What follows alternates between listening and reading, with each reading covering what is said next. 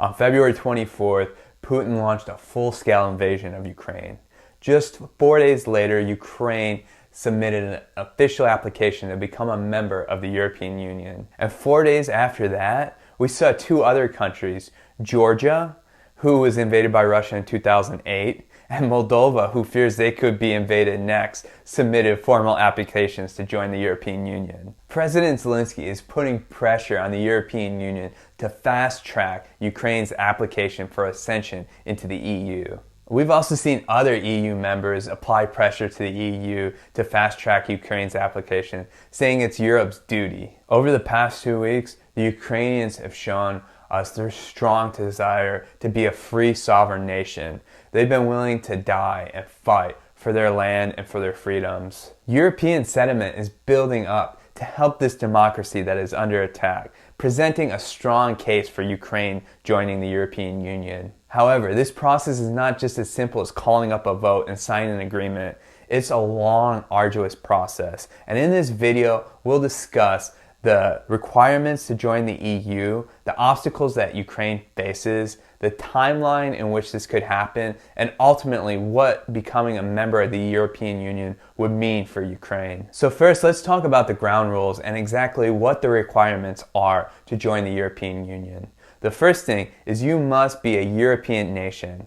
You think this might be obvious, but in 1987, Morocco applied to join the EU, and they were rejected on the grounds that they are not European. So if you meet that first requirement, then we can start talking about what's next. There's a criteria called the Copenhagen criteria, and you can find this on the European Union's website. They list it like requirements for a job description that you'd find on LinkedIn. And within the Copenhagen criteria, they list 3 criteria that a nation must meet in order to have their application approved. The first condition is stable institutions guaranteeing democracy, the rule of law, human rights, and respect for and protection of minorities. Condition number 2, a functioning market and capacity to cope with competition and market forces in the EU. And third, the ability to take on and implement effectively the obligations of membership, including adherence to the aims of political, economic, and monetary union. So within this Copenhagen criteria, an applicant nation will prove how they can meet these 3 criteria. And if they are able to successfully do that, the European Union will grant their application successful. And then they're able to move on to the negotiation phase. Throughout the negotiation phase, there are a set of chapters that the nation must go through and settle with how they'll be integrated to the European Union on numerous different set of categories. And following the negotiation stage, there's still 3 conditions that an applicant nation must meet in order to accede to the EU. Those 3 things are, they must comply with all EU standard and rules. Then, they have to have the consent of all EU institutions and member states. And finally, they have to have the consent of their citizens. Once all this is done, then a nation can formally be accepted and they can schedule a date in their books for their ascension into the European Union. As discussed, joining the European Union is not a walk in the park. It's a long process in which a nation must prove themselves worthy and that they're capable of meeting European standards. Ukraine faces a number of obstacles that could prevent or slow down their application to join in the European Union. We'll highlight the 3 biggest obstacles that Ukraine is faced with. First, the European Union does not like conflicts. They do not want to be involved in any external conflicts. And yes, it does not need to be discussed. Ukraine is in the middle of a large-scale war right now. However, this conflict could also be an accelerator and the reason why their application is fast-tracked. But for other nations reviewing this application of Ukraine, it could also be a major detractor as well. The second reason Ukraine's application will come under scrutiny is because of a history of corruption. Let's just say corruption in Ukraine is rampant and widespread across numerous different areas. In the political sphere, we saw fraud in the 2004 election, which led to a revote and ultimately led to the Orange Revolution. Following his successful election in 2010, President Viktor Yanukovych had his political foe, former Prime Minister Yulia Tymoshenko, jailed on charges of corruption, in which he called an indiscriminate effort to fight corruption across Ukraine.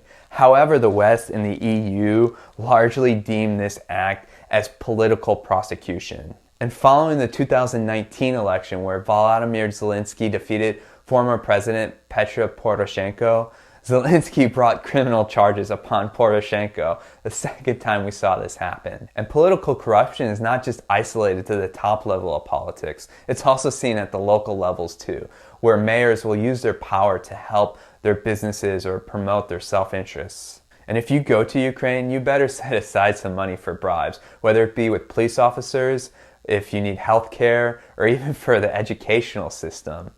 And if you're going to do business in Ukraine, you better be prepared to pay a bribe. And corruption can also be found in the public sector as well. It's estimated that only 23% of Social Security funds go to people who actually need it. But I don't know how reliable that figure is, because that came from former President Viktor Yanukovych, who was the one who was expected a fraud in the 2004 election. Why was he never arrested? These examples just go to show how much of a problem corruption is in Ukraine. The Guardian in 2015 ranked Ukraine as the most corrupt country in Europe. And every year, Transparency International comes out with their Corruption Perception Index. On their most recent list, they had Ukraine ranked 122 out of 180 nations, placing Ukraine in between nations like Niger and Zambia. However, on the bright side, this is greatly improved from where Ukraine was just 5 years ago, when their rank was coming in around the 150 range. And when it comes to admission into the European Union, when it came to the cases of Bulgaria and Romania, the EU turned a blind eye to corruption that was going on within those two countries. A third obstacle Ukraine faces is their low level of economic development compared to other European members. Right now, Bulgaria has the lowest level of GDP per capita amongst the EU nations at around $11,000. However, Ukraine's GDP per capita is around $4,100, which would make Ukraine by far the poorest nation in the EU, 2.5 times lower than Bulgaria. Along with being one of the poor nations, Ukraine would also be one of the largest nations in the European Union. With 44 million people, that would make them the 5th largest EU member. Now, the EU has a budget, or what's also known as a cohesion fund, in which money is redistributed from different member nations within the EU, in which we see the poor nations benefiting the most. And considering Ukraine's large population and low economic output, Ukraine stands to be the greatest benefactor if they were to join the EU. Which means you'd see countries like Greece, Italy, Spain, or Portugal having to sacrifice a large part of what they would be potentially getting if Ukraine was admitted. And also working against Ukraine is we've seen citizens of some of the wealthier nations like Germany, Austria, Finland, France, the Netherlands, come out and say that they do not want to see any further expansion within the EU. This just goes to show that getting all the EU members on board to support the Ukrainian application will be a challenging task. Ultimately, these are the major obstacles for Ukraine, and Volodymyr Zelensky has expressed great interest in joining the EU, and many Ukrainians are also in favor, and perhaps now more than ever. And with the will and the strength they've shown over the past couple weeks to defend their land and their freedom, they are definitely worthy of getting serious consideration. So now let's assume that Ukraine is able to work through these obstacles and challenges with the EU. Let's talk about how quickly we could see this happen. Prior to February 28th and Ukraine submitting their application to join the EU had 5 applications pending for ascension into the European Union. The 5 nations who had an application pending are Albania, Montenegro, North Macedonia, Serbia, and Turkey. To get a gist of how soon this application can be processed, let's take Serbia for an example. They submitted their official application in 2009. By 2012, their application was approved and they entered the negotiation stage. However, 10 years later, they're still in the negotiation stage. But those negotiations were expected to conclude by the end of 2024, which would lead to an admission in early 2025, which would mean that Serbia took 16 years to complete their EU application. However, on a side note, that might be derailed because Serbia is refusing to get on board with sanctions against Russia, but that's a different topic for a different video.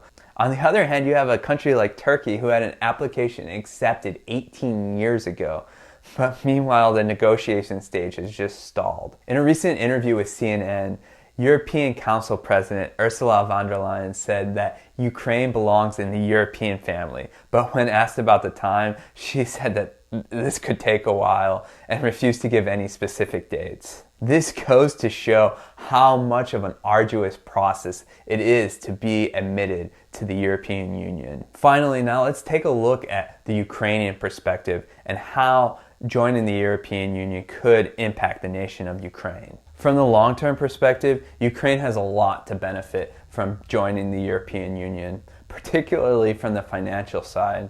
As after this brutal war is over, Ukraine is going to need to rebuild, and European funding could go a long way to help those efforts. However, from the short-term perspective, even if Ukraine was able to join the European Union tomorrow, it still would not resolve this war with Russia because the European Union does not have a military and they don't involve in conflicts. That would have to come from NATO. Another positive is this would also allow Ukrainian citizens to become EU citizens and be allowed to move across the EU without impediment. However, just recently, the European Union granted temporary status to Ukrainians so they can take refuge in other EU countries and reside there and enroll their children in schools. And lastly, in the short term, if Ukraine was able to join the European Union, it would send a strong message Russia's way, saying that Ukraine is now joining the West, we're their ally, and we're sticking together with Ukraine because freedom and democracy is the future of Ukraine. Thank you guys for watching. Let me know in the comments below what you think of Ukraine joining the European Union. And if you enjoyed this video, please consider subscribing to my channel. We'll make more videos like this in the future. Thank you.